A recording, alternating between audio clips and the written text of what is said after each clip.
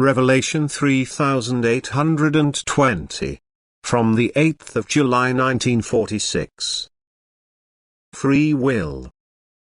You came forth from me and shall return to me again in order to remain mine forever and enjoy all the delights of heaven. My plan of eternity has nothing else as its goal than the final unification of my living creations with me, but it has to take place in the free will of these creations, or they would not be able to be my children who shall be active in creating and shaping in all perfection. And if my creatures use their free will to draw closer to me, it truly only takes a short time to become my image, to become perfect as the Father in heaven is perfect. But if my creatures prolong the time themselves in free will, I do not resist them, yet this is truly not my fault and my will. However, I always and constantly help them to achieve the goal, albeit by means which appear incomprehensible to them as long as they are not yet in knowledge. I constantly woo my living creations' love, for this is the prerequisite for them to use their will correctly and strive towards me. Only when the creature is filled with love for me does it seek to unite with me, and then the time until unification with me is only short. Then it is close to the goal. My living creations emerged from my strength of love, thus their fundamental substance is love, which inevitably has to return to eternal love again if it has distanced itself from it.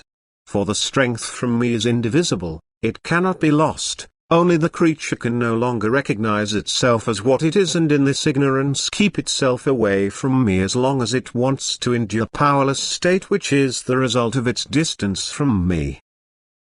If it desires strength, then its distance from me already decreases and it strives towards the original state where it was in full possession of strength in supreme knowledge. But my creations, in order to be supremely perfect, also had to be completely free in thought and will, and they also had to be able to use their will in all directions. They, being created good and perfect by me, also had to remain good and perfect in free will, and therefore it was given the opportunity to develop in every direction. And even if they fell into the deepest depth, if the will expressed itself in the wrong direction, they must nevertheless inevitably reach the height again, yet also in free will, because otherwise perfection would be eliminated.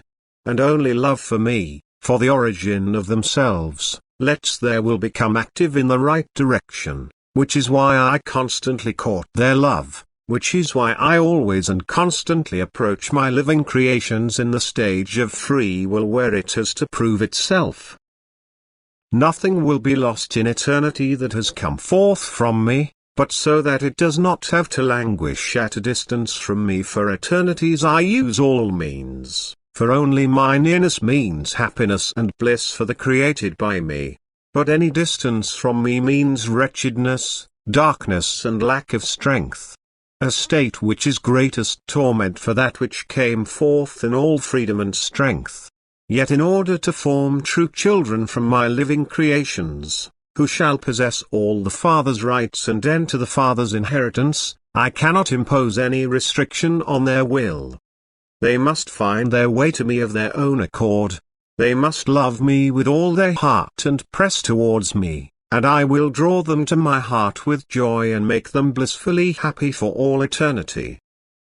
Amen.